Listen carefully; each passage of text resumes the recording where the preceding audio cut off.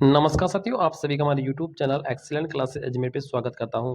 साथियों, जो 28 फरवरी को यहाँ पर जो पेपर आयोजित हुआ था और उस पेपर में जो हिंदी से जो प्रश्न पूछे गए हैं साथियों, L2 का ही पेपर हुआ, L1 का 27 को हो चुका था और L2 में जो सोशल साइंस और साइंस दोनों का पेपर हुए थे और जिन साथियों ने हिंदी भाषा ले रखी थी, वो आज उन हिंदी भाषा के लगभग 30 प्रश्नों की यहाँ पर मैं उत्तर कुंजी लेकर आया हूँ साथियों।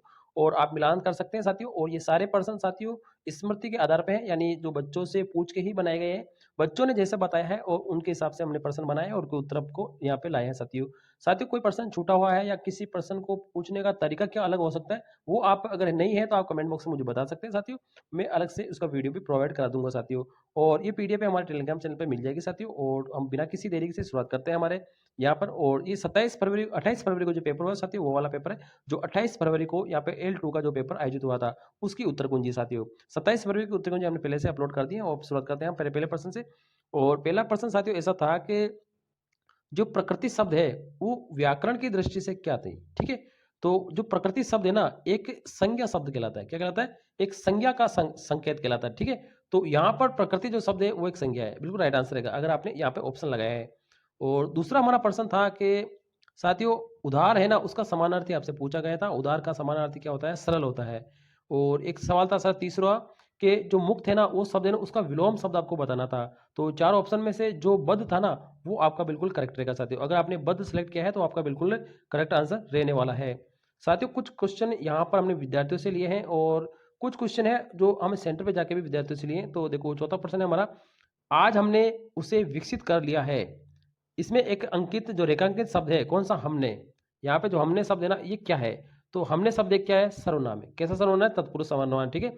तो यहाँ पर एक वाक्यांश पूरा दे दिया था और हमने पे यहाँ पे अंडरलाइन थी, तो पूछा था, तो ये सर्वनाम है। क्या है? सर्वनाम है, ठीक है। और हमारा पांचवा प्रश्न है, यहाँ पे हमने जो प्रश्न दिए साथियों, देखो, उच्च प्राथमिक स्तर के बच्चों को गद्यवाचक के दौरान टोकना नहीं चाहिए, अंत में उसे सुझाव देना चाहिए। ये वाचन का कैसा कौशल है? तो वो पठन करना चाहते हो तो पठन कौशल करेगा, क्योंकि वो बोल रहा है तो पठन कौशल कराएगा। तो ये संस्कृत शिक्षण हिंदी शिक्षण विधियों के सवाल है साथियों। और एक सवाल था कि जो चित्र विस्तारक यंत्र है ना, वो कैसा यंत्र है? तो ये एपिडाइपिस्कोप है। क्या है? एपिडाइपिस्कोप है। और एक सवाल था साथियों, लाभ हानि में समास पूछा था। तो लाभ हानि में कैसा समास है? द्वंद्व समास है। कौन सा है? द्वंद्व समास है आपका। अगर आपने द्वंद्व समास का ऑप्शन चुना है तो आपके लिए बिल्कुल राइट आंसर रहने वाला है। और एक सवाल था साथियों हमारा आठवां, कि लेखन त्रुटि और भूल सुधार हेतु लगाया गया चिन्ह क्या कहलाता है? तो हंस चिन्ह कहलाए साथियों, ठीक है। तो यहाँ पर हम कोई एक वाक्यांश लिखते हैं, अगर हम कोई बीच में से कोई पर्सन कोई शब्द भूल जाते हैं तो आप इस तरह का संकेत करके आप वहां पे लिख सकते हैं, ठीक है। तो ये उसको कहते हैं हंस चिन्ह, ठीक है। और नवा हमारा सवाल था कि संस्कृति जो शब्द है ना, उसका संधि विच्छेद दिखाना था।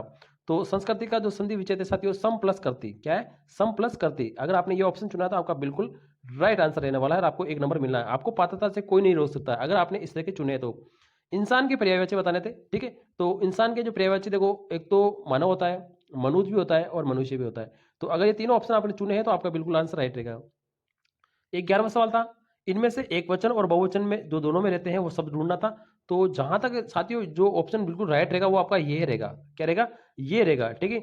लेकिन कुछ लोगों से हमने पूछा था तो उन्होंने मनुष्य बताया, लेकिन मनुष्य का संभावना कम है। ये है ना, ये एक वचन और बहुवचन में एक जैसा ही रहता है, तो इसका ऑप्शन बिल्कुल ये वाला बिल्कुल राइट रहेगा। और एक सवाल हमारा था कि बहन का पुल्लिंग पूछा था। तो बहन का जो पुल्लिंग है ना साथियों, बहनोई होगा। अगर आपके ऑप्शन में बहनोई था ना तो बिल्कुल राइट रहेगा आपका, बहनोई वाला ऑप्शन बिल्कुल राइट रहेगा। और एक सवाल 13वां था, यदि तुम अमेरिका जाओगे तो विभिन्न देशों के नागरिक मिलेंगे। ये एक सब वाक्यांश था। तो इस वाक्यांश कैसा वाक्यांश था? तो ये एक संकेतवाचक था। क्या है? एक संकेतवाचक वाक्यांश था, ठीक है। ये पूरा वाक्यांश था। और एक सवाल यहाँ पर था साथियों के 14 साल था, जैसे कि व्याकरण शिक्षण की जो शुरुआत है ना, वो कौन सी कक्षा से करनी चाहिए? अधिकतर विद्वानों ने क्या माना था? तो व्याकरण की शिक्षा ना छठी कक्षा से शुरू करनी चाहिए। कौन सी कक्षा से? छठी कक्षा से शुरू करनी चाहिए, ठीक है। और एक ई में कौन सी ध्वनि है? तो तालु वाली ध्वनि है साथियों।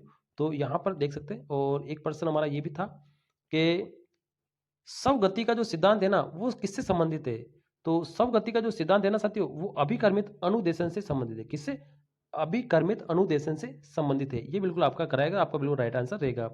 और एक प्रश्न हमारा था कि सारा जीवन निचुड़ गया। सारा जीवन निचुड़ गया, यहाँ पे निचुड़ ऐसा लिखा साथियों, निचुड़ है, ठीक है। निचुड़ गया, तो इसमें कौन सा काल है? तो इसमें भूतकाल है। कौन सा है साथियों? भूतकाल। अगर आपने भूतकाल चुना है तो आपका बिल्कुल आंसर राइट रहने वाला है।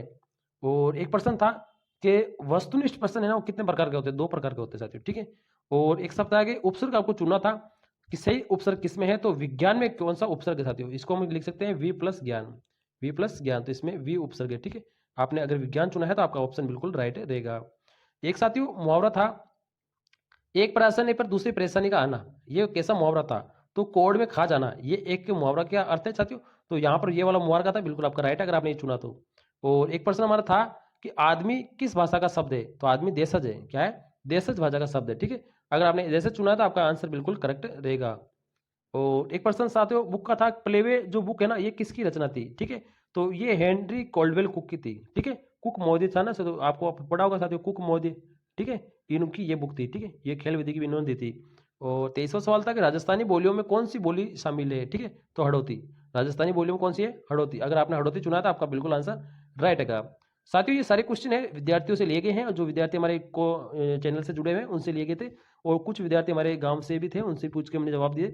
और साथियों ये सटीक उत्तर है साथियों, ठीक है, पर्सन जैसे बताए वैसे बिल्कुल। एक है निम्न वाक्यांश आपको दे रखा था, ठीक है, उससे पूछा कि कौन सा समुच्चय बोधक शब्द यूज हो रहा है, तो उसमें और था, कौन सा साथियों, और था, ये अगर और आगा तो बिल्कुल आपका आंसर था।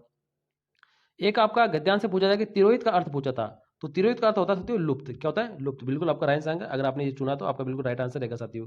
साथियों आपकी पात्रता क्लियर हो जाएगी, मैं कह रहा हूँ आपकी अगर आपने ऐसे क्वेश्चन राइट किए हैं तो आगे, ठीक है।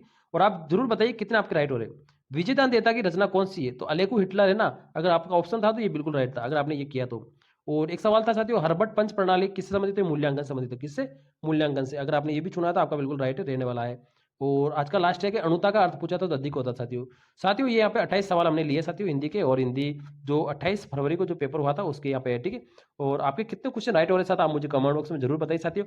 और मैंने कौन सा पर्सन छोड़ दिया है वो भी आप जरूर बताइए, क्योंकि मैं आपके लिए एक नया वीडियो अच्छी तरह से बना सकता हूँ, ठीक है। और कौन सा पर्सन गलत है वो भी आप मुझे बताइए साथियों, नया पर्सन कौन सा है वो भी मुझे बताइए साथियों, क्योंकि मैं आपके लिए अच्छा सा वीडियो बना सकूँ। थैंक यू, धन्यवाद।